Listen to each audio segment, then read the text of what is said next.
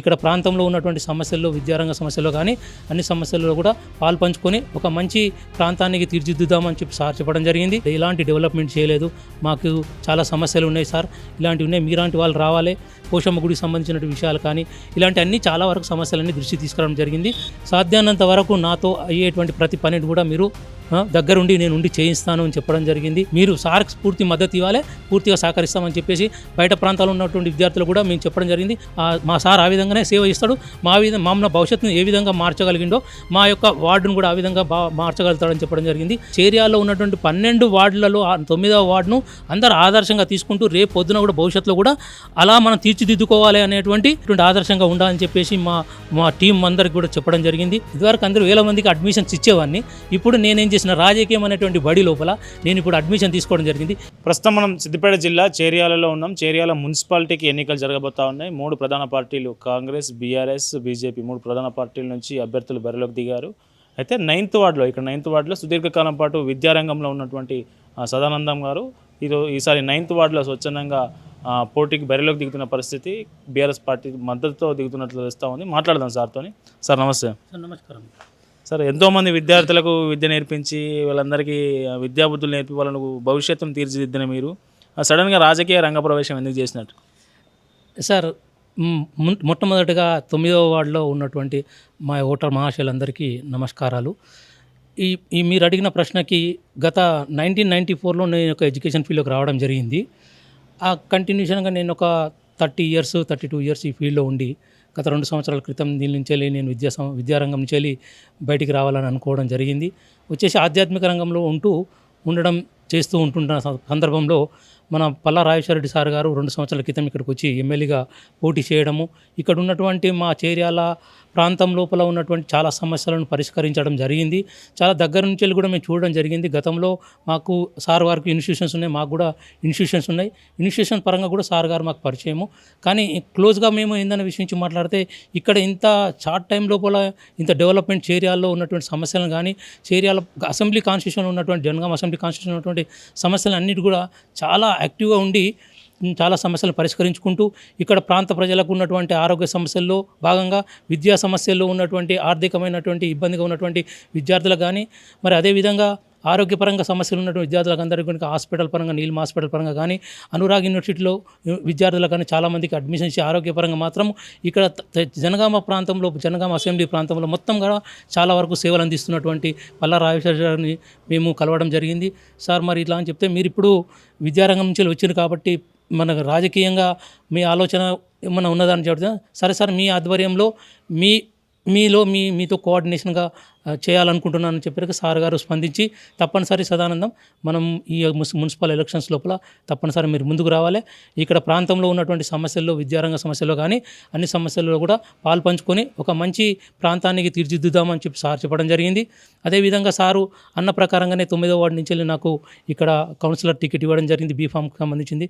మా ప్రాంత 9వ వార్డు ప్రాంత ప్రజలందరూ కూడా తెలియజేసిన విధంగా పల్లా రాజేశ్వరరెడ్డి సార్ గారు మనకు ఈ యొక్క మంచి అవకాశం ఇచ్చి, నేను పద్మశాలి సమాజానికి సంబంధించినటువంటి వ్యక్తిని, మా సమాజం పరంగా కూడా సార్ చాలా వరకు మాకు సహకరిస్తా అని చెప్పడం జరిగింది. మరి ముఖ్యంగా మా 9వ వార్డులో ఉన్నటువంటి సమస్యల గురించి మనం మాట్లాడుకుంటే, నేను ఈరోజు మొదటిసారిగా వార్డులో తిరగడం జరిగింది. ప్రతి ఓటర్ మహాశయుల దగ్గరికి నేను వెళ్ళడం జరిగింది. అక్కడ ఉన్నటువంటి సమస్యలను పరిష్కారం ఎలా ఉన్నాయని తెలుసుకోవడం జరిగింది.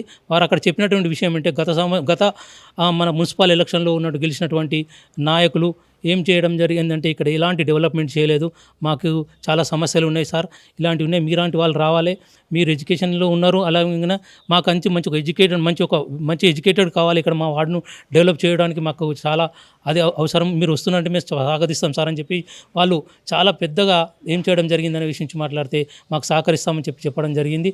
అదేవిధంగా అక్కడ ఉన్న సమస్యలను చూసేసరికి చాలా వరకు ఏంటంటే, వాటర్ సమస్య ఒకటి బాగా ఉంది, డ్రైనేజ్ సమస్య ఒకటి చాలా ఉంది. అదేవిధంగా కుడి చెరువు ప్రాంతానికి సంబంధించినటువంటి అక్కడ ఏమైపోతుందనే విషయం నుంచి మాట్లాడితే అక్కడ ప్రాంతం కొంచెం ఇబ్బందికరంగా, సాయంత్రం కాలంలో ఇబ్బందికరంగా ఉంటుందని చెప్పి దృష్టికి తీసుకురావడం జరిగింది.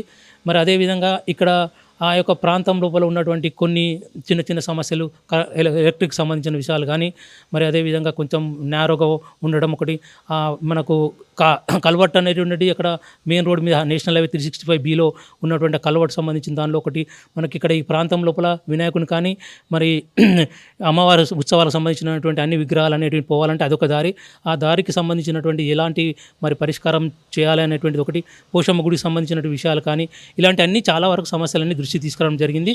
క్రమేణా అవన్నీ కూడా గతంలో ఉన్నటువంటి మా కౌన్సిలర్ మాకు చేయలేకపోయిండు, అతను అందుబాటులో లేడు అని చెప్పడం జరిగింది. కాబట్టి అక్కడ ఉన్నటువంటి ప్రజలందరూ కూడా నేను చెప్పడం, మా పేరెంట్స్ అందరు చెప్పడం, ప్రజలందరూ కూడా చెప్పడం ఏందనే విషయం మాట్లాడితే సాధ్యానంత వరకు నాతో అయ్యేటువంటి ప్రతి పనిని కూడా మీరు దగ్గరుండి నేను ఉండి చేయిస్తాను అని చెప్పడం జరిగింది. అదే ప్రతి సమస్యకు కూడా నేను స్పందించి మీలో ఉంటాను, మీ యొక్క కుటుంబ సభ్యుడిగా ఉంటాను, 24 గంటలు 360 రోజులు మీకు అందుబాటులో ఉండి మీ సమస్యలను పరిష్కరిస్తా అని చెప్పేసి మా యొక్క వార్డు ప్రజలందరికీ కూడా నేను తెలియజేరింది. కాబట్టి మా యొక్క 9వ వార్డు ఓటు మహాశయులందరూ కూడా పెద్ద మనసు చేసుకొని బీఆర్ఎస్ సంబంధించినటువంటి కారు గుర్తుపైన ఓటేసేసి అత్యధిక మెజారిటీతో గెలిపించేసి మనం పల్లా రాజేశ్వరి సార్ దగ్గరికి వెళ్ళి మన యొక్క మా 9th వార్డు యొక్క స్ట్రెంత్ ఎంత ఉందో చూపించేసుకొని ప్రతి సమస్యను కూడా సార్ దగ్గర తీసుకెళ్ళి ఇక్కడ ఉన్న సమస్యలను పరిష్కరిస్తా అని చెప్పేసి దానికి మా సార్ కూడా స్పందిస్తారని చెప్పేసి నేను తెలియజేస్తున్నాను. కాబట్టి ఓటర్ మార్షల్ అందరూ కూడా ధన్యవాదాలు, పూర్తి సహకరించాలని చెప్పేసి కోరుతున్నాను. Thank you very much sir. Thank you. Sir ఒక్క విషయం చెప్పండి, మీకు ఇంతకాలం పాఠం చెప్పడం మాత్రమే వచ్చు, ఇప్పుడు రాజకీయాలంటే అబద్ధాలు చెప్పాలి, దొంగ హామీలు ఇవ్వాలి, హామీలు ఇచ్చి మర్చిపోవాలి, జనం పిలిస్తే పట్టించుకోకుండా పోవాలి, ఇట్లాంటి అన్నీ ఉంటాయి రాజకీయాలు. డబ్బులు ఎక్కువ ఖర్చు పెట్టాలి, వాళ్ళకి తినబెట్టాలి, తాగబెట్టాలి, ఇట్లాంటి అన్నీ చాలా ఉంటాయి కదా.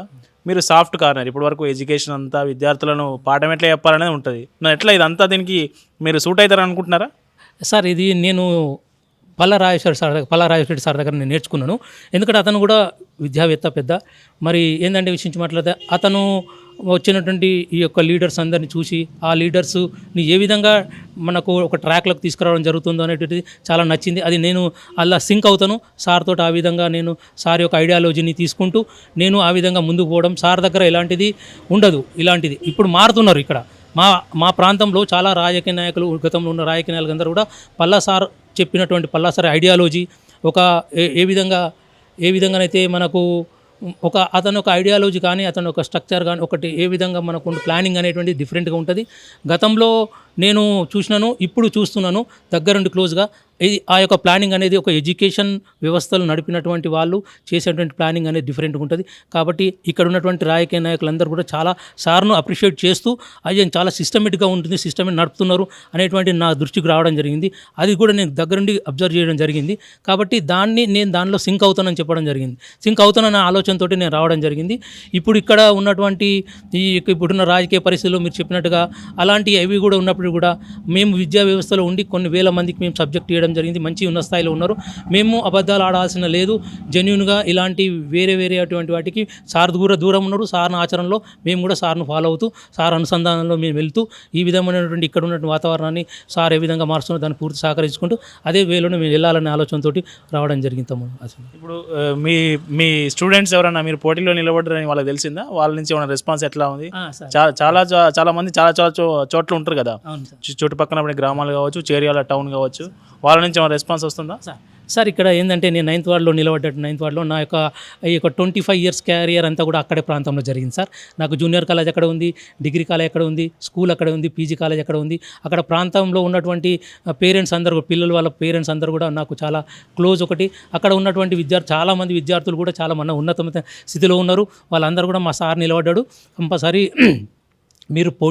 మీరు సార్కి పూర్తి మద్దతు ఇవ్వాలి, పూర్తిగా సహకరిస్తామని చెప్పేసి బయట ప్రాంతాల్లో ఉన్నటువంటి విద్యార్థులు కూడా మేము చెప్పడం జరిగింది. వాళ్ళందరూ కూడా మేము వస్తున్నాం సార్, ఎలక్షన్స్ రోజు ఖచ్చితంగా ఓటేస్తాం, మీకు చాలా వరకు మంచి మెజార్టీతో మీకు గెలిపిస్తాం సార్ అని చెప్పేసి మా స్టూడెంట్స్ చెప్పడం జరిగింది. అదేవిధంగా దానికి వాళ్ళ పేరెంట్స్ కూడా మాకు పూర్తి మద్దతు ఉంది. సార్ మీరు ఎలాంటిది అదేం లేదు సార్, మీరు ధైర్యంగా ఉండండి, మంచి మెజార్టీతో మేము గెలుస్తున్నామని చెప్పేసి మా యొక్క పేరెంట్స్ చెప్పడం జరిగింది.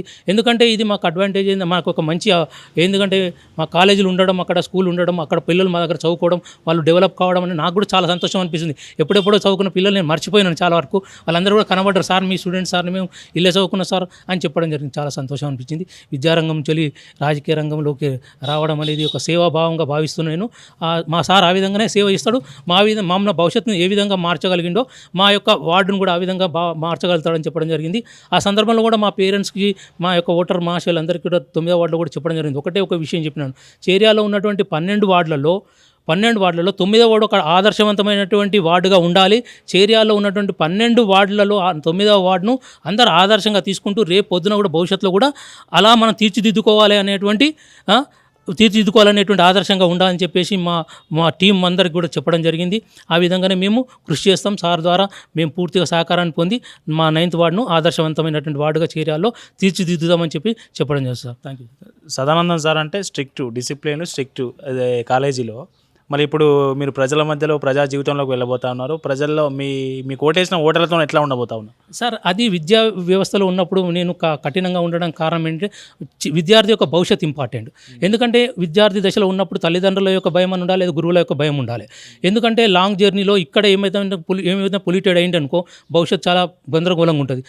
ఆ కాన్సెప్ట్లో నేను విద్యార్థుల దగ్గర కఠినంగా ఉండేవాళ్ళను. కఠినంగా ఉండడం వల్ల ఈరోజు మంచి ఉన్నత స్థితిలో ఉన్నారని చెప్పేసి వాళ్ళు విద్యార్థులు చెప్పడం జరుగుతుంది. నాకు చాలా సంతోషం అనిపించింది. సార్ ఆ రోజుకు మేము మాత్రం అనుకున్నాం, మేము సార్ కోపడతాడు బాగా అనుకున్నాం. కానీ ఈరోజు ఆ యొక్క భయం లేకపోతే మేము ఎట్టి పరిస్థితుల్లో ఈ స్థితిలో ఉండేవాళ్ళం కాము అని చెప్పేసి విద్యార్థులు చెప్పడం జరుగుతుంది. మరి ఆ విధంగా విద్యారంగం చెల్లించాం. ఇప్పుడు ఇక్కడ ఉన్నటువంటి రాజకీయ రంగంలోకి రావడం అనేటువంటిది వచ్చిన తర్వాత దీనికి డిఫరెంట్.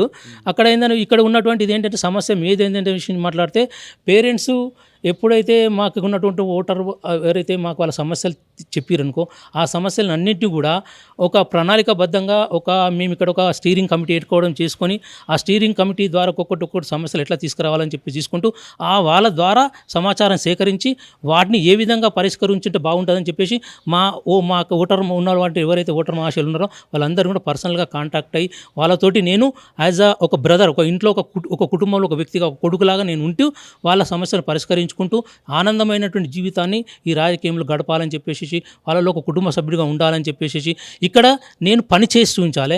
అక్కడ విద్యార్థి యొక్క భవిష్యత్తును తీర్చిదిద్దడానికి అక్కడ పనిచేసిన, ఇక్కడ మా యొక్క వార్డును డెవలప్ చేయడానికి నేను పనిచేస్తూ నా యొక్క సాయశక్తుల అందరితో కలిసి ఉండి ప్రేమభావంతో ఉండి వారి యొక్క ప్రతి సమస్యను స్పందించేస్తూ వాళ్ళకి ఏ సమస్యను 24 గంటలు రోజులు 24 గంటలు 360 రోజులు కూడా నేను అందుబాటులో ఉండి వారికి ఏ రాత్రికి ఏ సమస్య వచ్చినా కూడా స్పందిస్తూ మా యొక్క స్టీరింగ్ కమిటీ మెంబర్స్ 15 మంది ఉన్నాము. 15 మంది ద్వారా ప్రతి సమస్యను కూడా ఎమ్మడెమ్మడి పరిష్కరించాలని చెప్పేసి ఒక కమిటీని ఏర్పాటు చేసుకోవడం జరిగింది. ఆ కమిటీ ద్వారా ప్రతి గల్లీకి కూడా వచ్చేసి ప్రతి ఇంటికి ఉన్నటువంటి ప్రతి సమస్యను తెలుసుకొని వాళ్ళ ఇంట్లో సమస్యలు ఏంటిది, చాలామందికి పెన్షన్స్ రాలేదు, 4 సంవత్సరాలు అయినా కొంతమందికి వీడియో పెన్షన్స్ రావలేదు, కొంతమందికి రేషన్ కార్డు రాలేవడం చెప్పడం జరిగింది, కొంతమందికి షాదీ ముబారక్లో కొన్ని ప్రాబ్లమ్స్ ఉన్నాయని చెప్పడం జరిగింది, కళ్యాణ లక్ష్యంలో కొన్ని ప్రాబ్లమ్స్ ఉన్నాయని చెప్పి గతంలో ఉన్నటువంటి కౌన్సిలర్ దీన్ని పట్టించుకోలేదని చెప్పడం జరిగింది. ఇవన్నీ మా దృష్టికి రావడం జరిగింది. కాబట్టి ఇవి ప్రేమభావంతో నేను సార్ దగ్గర తీసుకెళ్ళి వాటిని అన్ని కూడా పరిష్కరించుకుంటూ నా యొక్క యాటిట్యూడ్ అనేది అక్కడ విద్యార్థులను మార్చడానికి ఇక్కడ ఉన్నది అంటే నా వార్డును మార్చుకొని అందరూ ఉన్నటువంటి పొలిటికల్ లీడర్స్ తోటి నేను కలిసి ఉండాలని చెప్పేసి. ఎందుకంటే మీకు ఇక్కడ ఈ విధంగా చెప్పేది అంటే నేను గతంలో కొన్ని వేల మందికి అడ్మిషన్స్ ఇవ్వడం జరిగింది, విద్యాపరంగా చాలా మందికి అడ్మిషన్ జరిగింది. ఆ విధంగా నేను ఎన్నో వేల మందికి విద్యార్థులకు అడ్మిషన్ మా మహర్షిలో ఇవ్వడం జరిగింది. ఇప్పుడు నేను ఈ రాజకీయంలో అడ్మిషన్ తీసుకున్నాను. ఇప్పుడు నేను ఇదివరకు అందరూ వేల మందికి అడ్మిషన్స్ ఇచ్చేవాడిని. ఇప్పుడు నేనేం చేసిన రాజకీయం అనేటువంటి బడి లోపల నేను ఇప్పుడు అడ్మిషన్ తీసుకోవడం జరిగింది. ఇక్కడ ఉన్న రాజకీయ నాయకులు అందరూ కూడా ఒక్కొక్కరు అందులో ఇంటర్మీడియట్, డిగ్రీ, పీజీలని చేసి చాలా అనుభవంలో ఉన్నారు వాళ్ళు. నేను ఇప్పుడు ఎల్కేజీ దగ్గర ఉన్నాను. కాబట్టి అందరు నాయకులతో కోఆర్డినేషన్ తీసుకుంటూ నేను కూడా వాళ్ళ దగ్గర మంచి విషయాలు నేర్చుకుంటూ నేను కూడా దినదినంగా అభివృద్ధి చెందుకుంటూ వాళ్ళలో మంచి రాజకీయ నాయకుడిగా ఉంటూ పల్లరాజేశ్వర ఆధ్వర్యం లోపల వారి ఆశీస్సులతోటి ముందుకు పోవాలని చెప్పేసి వార్డు సభ్యులను కానీ చేర్యాల ప్రాంతంలో అందరితోటి మింగిల్ అయ్యి ప్రతి ఒక్కరితో ప్రేమభావంతో ఉంటానని చెప్పి తెలియజేస్తున్నాను సార్. సో ఇది మొత్తానికి దాదాపు 2 దశాబ్దాల పాటు విద్యార్థులకు పాఠాలు చెప్పిన గురువు కౌన్సిలర్గా నా రాజకీయంలోకి మొదటగా అడ్మిషన్ తీసుకుంటా ఉన్నారు. మళ్ళీ ఈ వార్డు ప్రజలు ఏం చేయబోతా ఉన్నారు, వార్డు ప్రజలు ఆశీర్వదిస్తారా, దశాబ్ద కాలం పాటు 2 దశాబ్దాలు ఎడ్యుకేషన్ విద్యారంగంలో అనుభవం ఉన్న ఈ వ్యక్తికి రాజకీయంలో అరంగేట్రం కోసం తలుపులు తెరుస్తారా లేదా అనేది మనకు ఫిబ్రవరి 13వ తారీఖు కౌంటింగ్ రోజు తెలియనుంది. కెమెరా పర్సన్ శ్రీకాంత్తో కరుణాకర్, చేర్యాల.